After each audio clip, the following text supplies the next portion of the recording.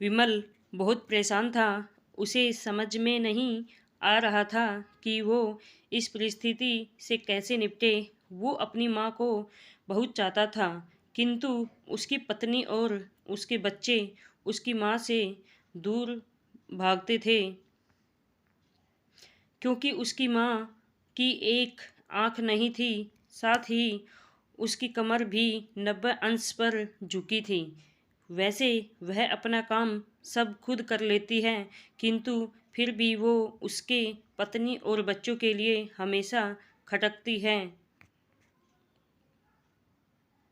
दादी, आप ऊपर के कमरे में जाओ, मेरे दोस्त आ रहे हैं, विमल के बेटे अखिल ने बड़े बेरुखी से कहा। पर बेटा, मैं तो यहाँ पर बहुत दूर बैठी हूँ, विमल की माँ ने बहुत प्यार से कहा। नहीं, आप उनके सामने मत रहो, वो मुझे चिढ़ाते हैं, अखिल ने जोर से डांटते हुए कहा। क्या हुआ अखिल, क्यों चिल्ला रहे हो? विमल की पत्नी कामनी ने किचन से ही आवाज़ लगाई।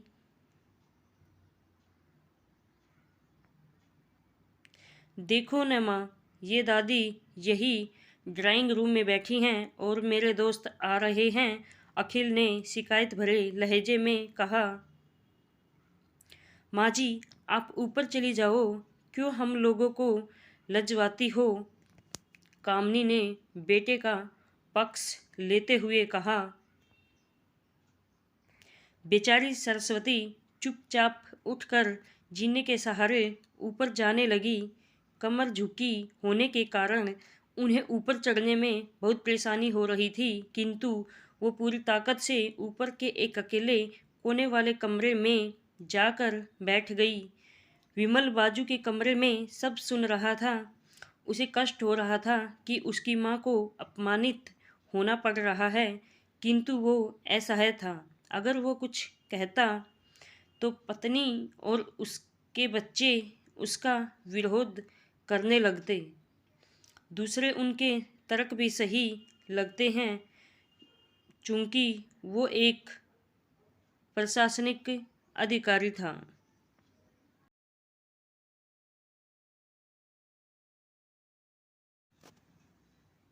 उसका सामाजिक स्तर बहुत ऊंचा था।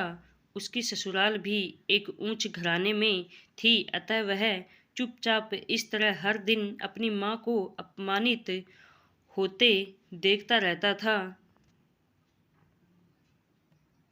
रात को विमल की पत्नी ने कहा, देखो जी, अब कुछ करो।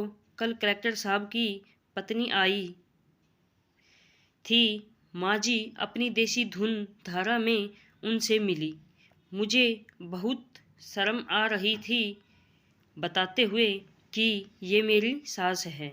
मैंने कह दिया कि दूर की रिश्तेदार है, इलाज कराने आई है।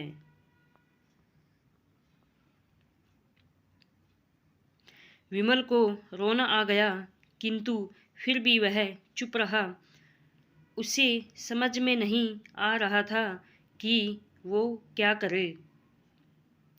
अपने बेटे की मनस्थिति को सरस्वती अच्छी तरह से जानती थी और बेटे को कोई कष्ट न हो, इसलिए वो हर बात को चुपचाप सह लेती थी।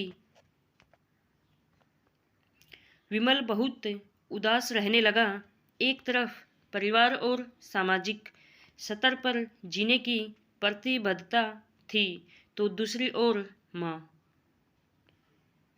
आखिर माँ से अपने बेटे की यह हालत नहीं देखी गई। एक दिन उसने अपने बेटे को से कहा, विमल, बहुत दिन हो गए हैं, मैं अपने गांव जाना चाहती हूँ, मुझे वहाँ पहुँचा दो, मेरा यहाँ मन नहीं लग रहा है। किंतु माँ, वहाँ तो कोई नहीं है, तुम्हारी देखभाल कौन करेगा? विमल ने आश्चर्य से पूछा।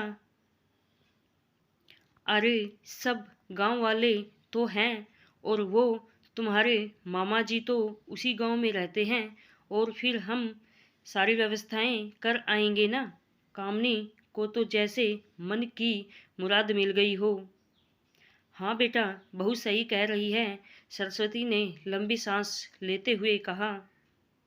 विमल जानता था कि गांव में माँ की देखभाल करने वाला कोई नहीं है, लेकिन अपनी पत्नी की जिद के कारण वह अपनी माँ को गांव छोड़ने पर विवश हो गया।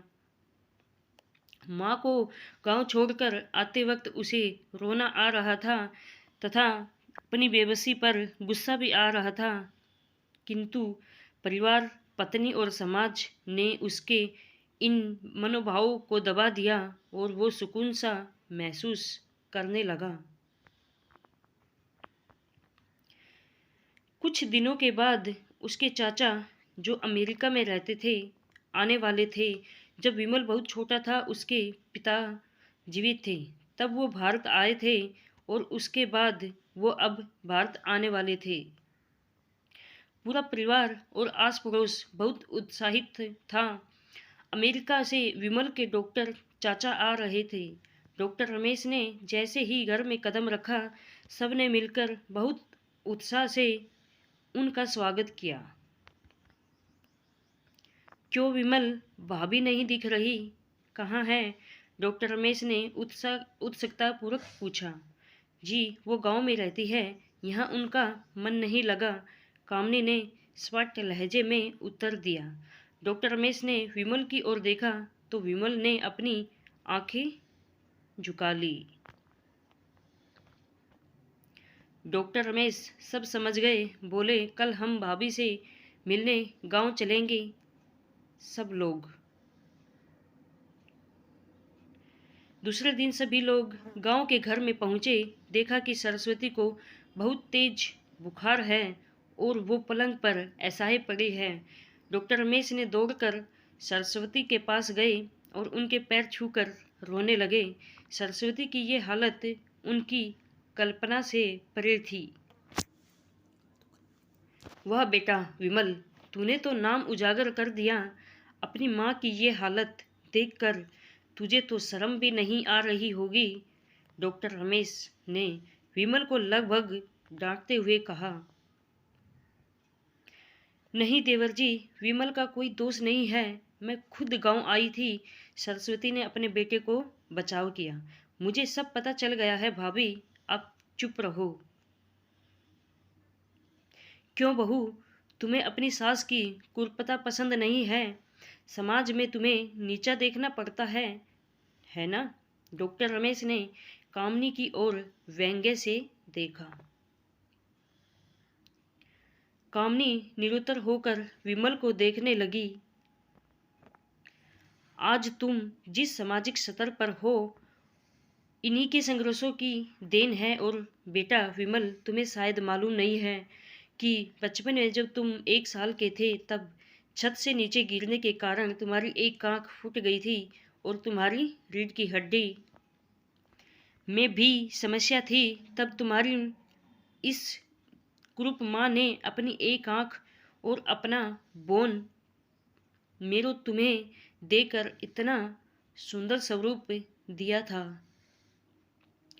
कामनी बेटा, इतने सालों तक संघर्ष करके बेटे के प्रशासनिक अधिकारी बनाने वाली इस संघर्षशील औरत की तुम लोगों ने यह दशा कर दी। तुम्हें ईश्वर से कभी माफ नहीं करेगा। डॉक्टर रमेश की आंखों से आंसू जलधारा बह रही थी। आप भाभी, आप मेरे साथ अमेरिका जाएंगी, यहाँ इन स्वार्थी लोगों के बीच में नहीं रहेगी। डॉक्टर रमेश ने सरस्वती से कहा। विमल को तो कांटों तो खून नहीं था। डॉक्टर रमेश ने जो उसके चाचा थे उन्हें जो राज बताया, उसके बाद तो विमल को यही लग रहा था कि उससे ज़्यादा पापी इंसान इस दुनिया में कोई और है ही नहीं। वह दौड़ता गया और माँ सरस्वती के कदमों से लिपट गया। माँ, मेरा अपराध अक्षम्य है। मैं जानबूझकर चुप्पी साधे रहा, आपका अपमान करवाता रहा। अब सिर्फ आप ही उस घर में मेरे साथ रहेंगी और कोई नहीं। विमल ने आग्नेय दृष्टि से अपनी पत्नी और बच्चों को देखा। कामिनी को भी बहुत पश्चाताप हो रहा था, किंतु उसकी हिम्मत नहीं हो रही थी कि वो सरस्वती से आंख मिलाए। सरस्वती ने कामिनी की मन स्थिति को समझकर उसको पुचकारते हुए अपने पास बुलाया और विमल को डांटते हुए कहा, खबरदार, जो मेरी बहू को मुझसे अलग करने की कोशिश की तो तुझे ही घर से बाहर निकाल दूंगी। कामिनी और बच्चों ने सरस्वती के पैर पड़ते हुए अपने व्यवहार पर माफ़ी मांगी और माँ के हृदय ने सबको माफ़ कर दिया।